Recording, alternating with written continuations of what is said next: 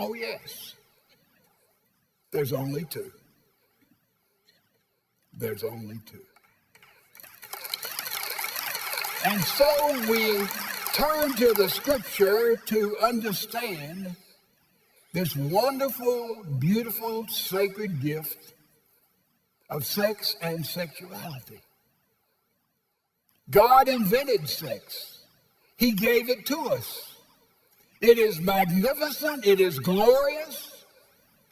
And we need to understand this gift as we need to understand all of his gifts in the context of the church. We've made a serious mistake with our young people, a tragic mistake with our young people. We have brought them up in a church and many times with Christian parents. We talk to them about being pure and celibate before they get married. And they accept that by and large. They abstain by and large. And then we spend $50,000 or $75,000 a year and send them to some college or university. And while they're there, sex is so dominant, sex is so accepted. You think that something's wrong with you if you have not had sex with the opposite sex. And therefore, they say, you know, the Bible was wrong, evidently, as I was taught, as my father and mother tried to teach me about sex. And it is a wonderful, fabulous thing. And then they have to go and listen into a secular class on, say, anthropology. And the professor said, well, there's no way they could be a God of love because of all the suffering. And they say, oh, that's it. When our kids no longer believe in God in church the way they were brought up to believe in God in church, we say, well, they're mixed up in their mind. No, first of all, there came sexual promiscuity. And then there was a theological problem. I've got to get away with the Bible and that which I'm taught. Aldous Huxley, brilliant scholar, theologian, he's very honest about it.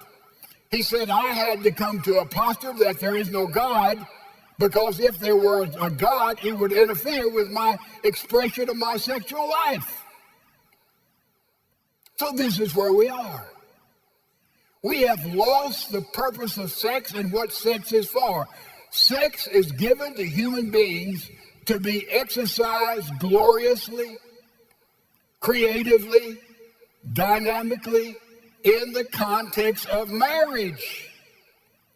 Someone says, well, you know, sex is just like a drive for food. No, it's not. A drive for food has to have some parameters. If we would just eat and eat and eat and eat, all of us would weigh 600 pounds and come forward, I'll sign your death certificate. Food has to have parameters. Sex, more than food, has to have parameters, and the parameters for the expression of sex is within the sanctity and the holiness of marriage. And then there's celebration. What is the purpose of marriage? Procreation. We got that. Have children. Have children. Number two, it is for pleasure. Now, some of our church fathers got confused at this point, namely Augustine, namely Aquinas, but it's also for pleasure. I was to debate that. That's pretty clear, isn't it? Also, it is a symbol, a reenactment of the covenant, if you're a Christian, that we have with God in Jesus Christ.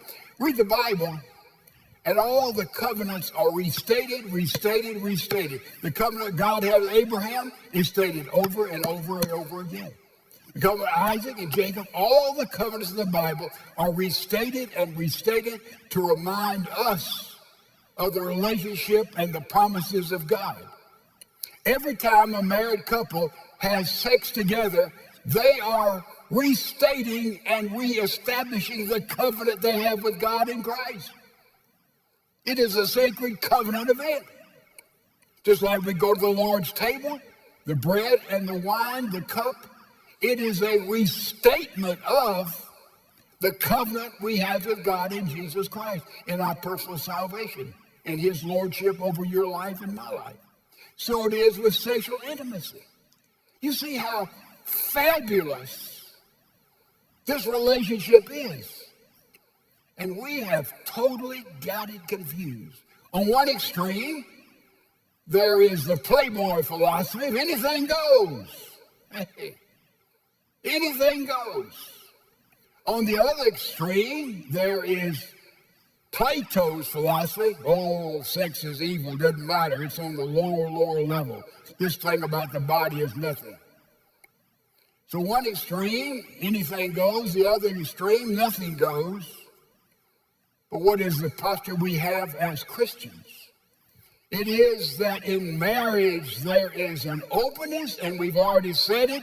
There is a nakedness, and there is no shame. Heard someone say that sex in marriage is like oil in a machine. It keeps all the parts working, and there's no rusting. So, how do we handle sex? The secular world would tell you that males give love in order to get sex. On the other side of the coin, they say females give sex in order to get love.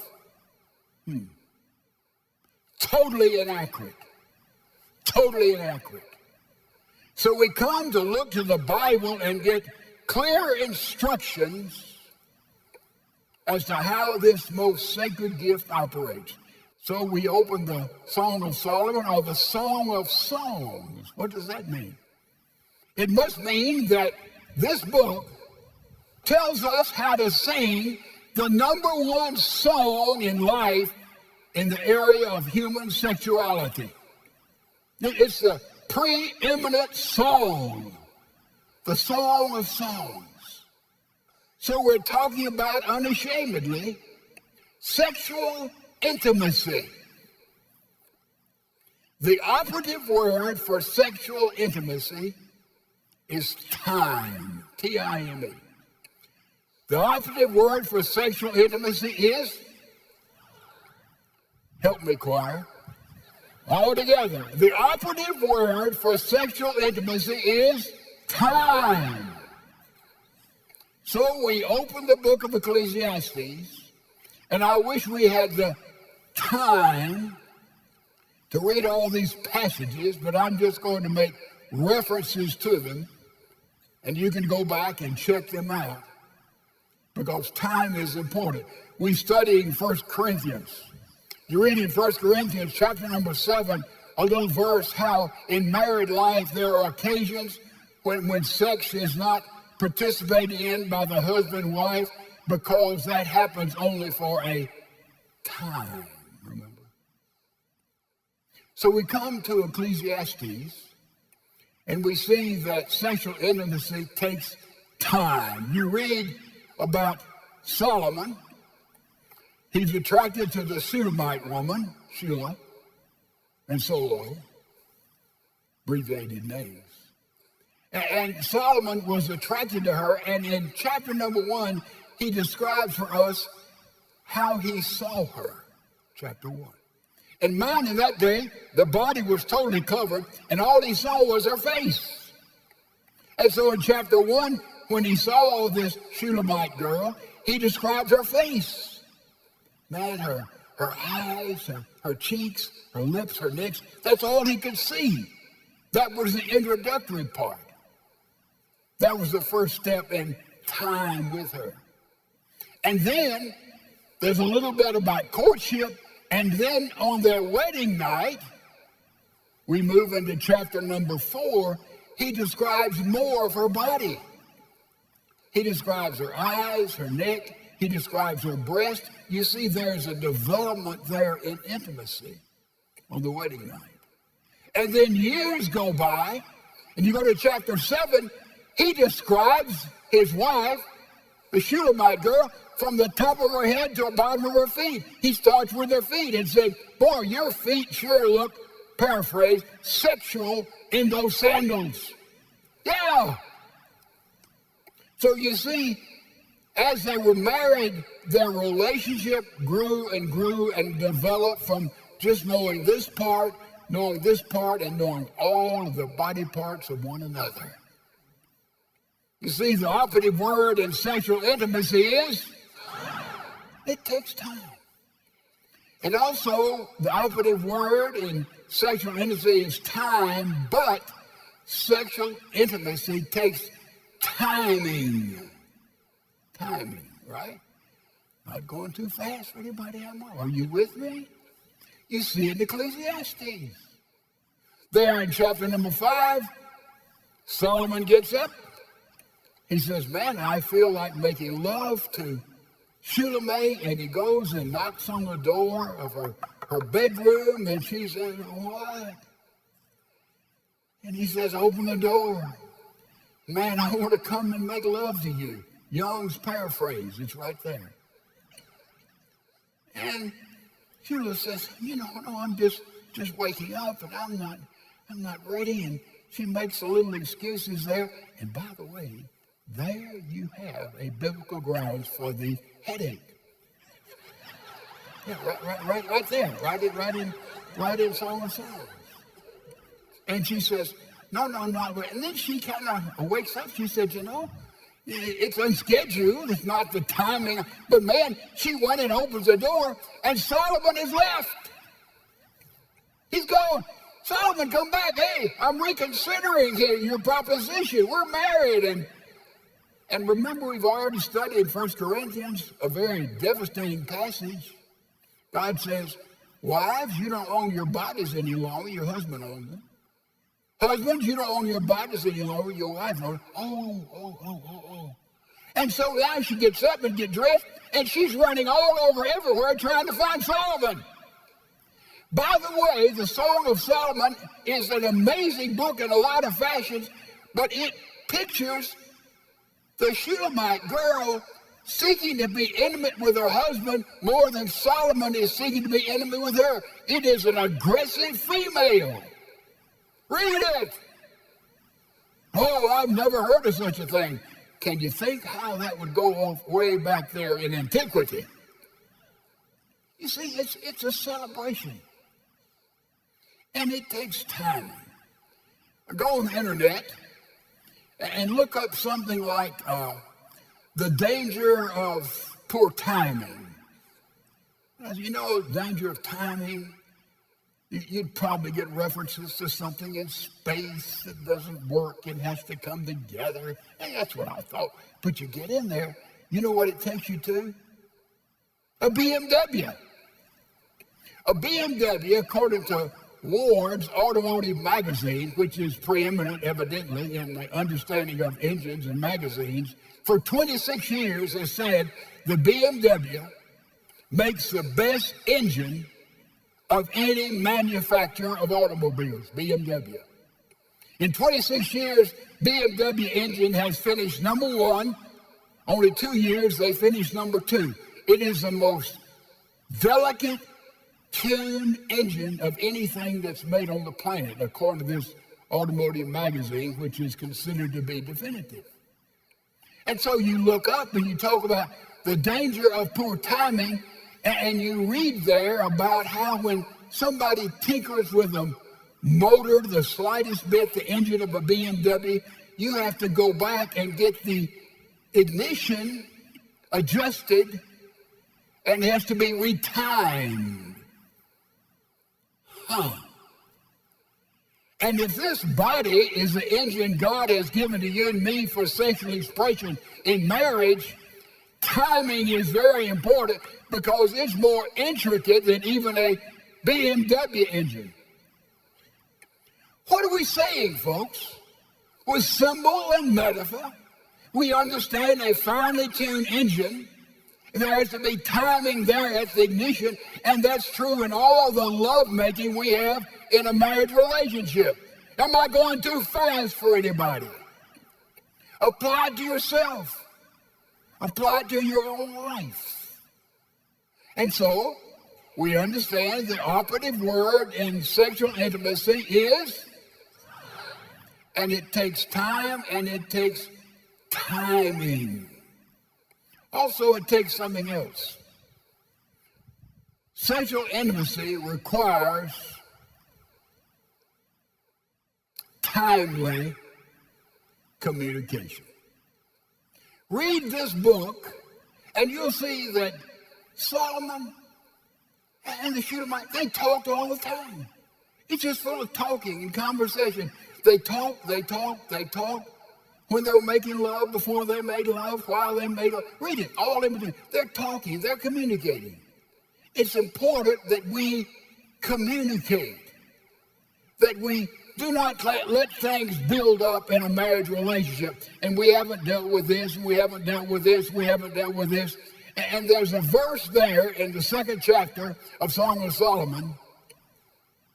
Catch the little foxes because they spoil the vines. Great little verse. I thought about that in terms of communication. It's those little bitty irritating things. He just keeps on criticizing. She just keeps on harping. She just keeps on dodging. And those little bitty foxes. In that day in the vineyard, the little foxes would go in and they would go and attack the very roots of the vine that was to produce fruit. They'd attack the roots and they know there would not be any fruit, there would not be any production. That's what happens, ladies and gentlemen, in marriage relationships and families when there's little beep, beep, beep, beep. Well, no big thing, beep, beep, beep. And but suddenly the roots are attacked and there's no joy and fruition and growth and development in the marriage relationship. Check those little, it takes communication. Communication is very important. What is communication about? How do we communicate? Most of us would say with words, right? We communicate with words. Not really. Only 7% of communication has to do with words. Boy, when I read that and realized it was true, I said, I spend a lot of time with words. I'm a semi-wordsmith. Every week I write out a manuscript, 52 pages. You hope it'll be 32. It's impossible to preach a bad short sermon. People keep reminding me. But I work in words. I do not memorize particularly. It's just the overflow of what I've gotten and what I work. Every Thursday I write out a manuscript. That's what I do, words. But words are not big. Only 7% of when we communicate with one another has to do with words. Well, that's kind of strange. 38% have to do with tone of voice. Words. Well, there's a lot left. What's left? You've got words and your tone of voice. Well, there's a lot left in this communication package. 55% has to do with body language and expression. Whoa! Have you ever thought about that? So here we go, and let me prove that to you right now. Let's take the word yes. Why yes? Tone of voice. Yes. Yes. Well, 38%. What's that 55%? Expression. It is yes. Yes. It is yes. Yes.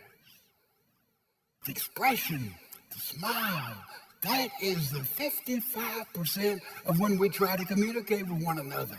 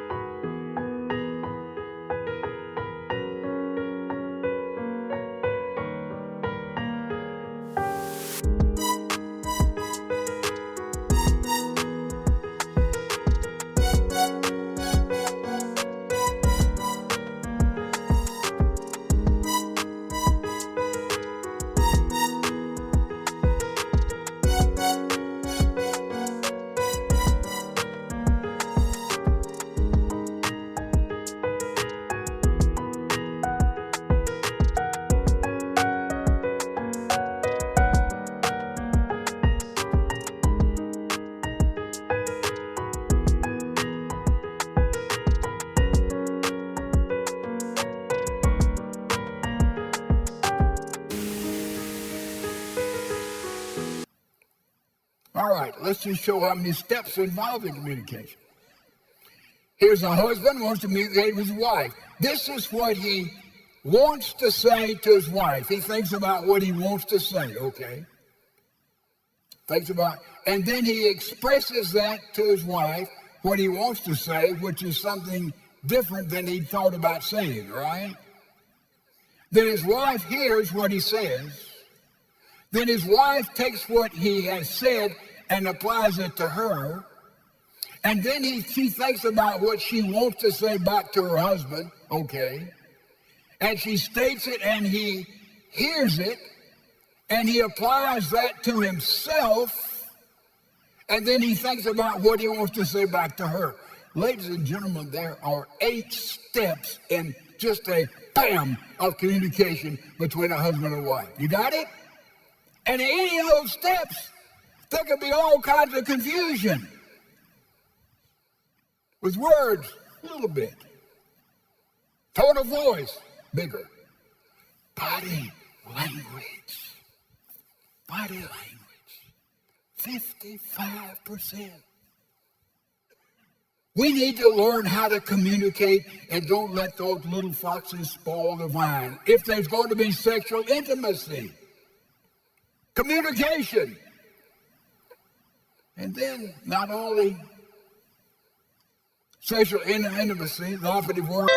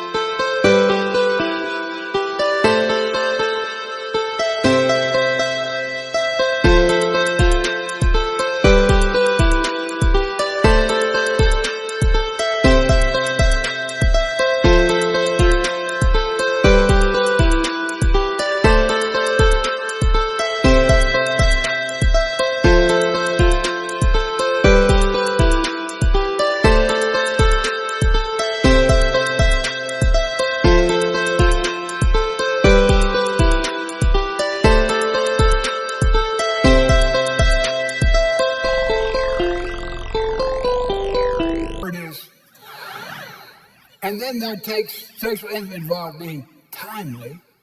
And then sexual intimacy involved timely communication. And then finally, it takes time away. Cut out everything else. Shut off computers and phones and activities. And time's away with a husband and wife. Doesn't matter where you go, how you go, shut the door, get away. Time away.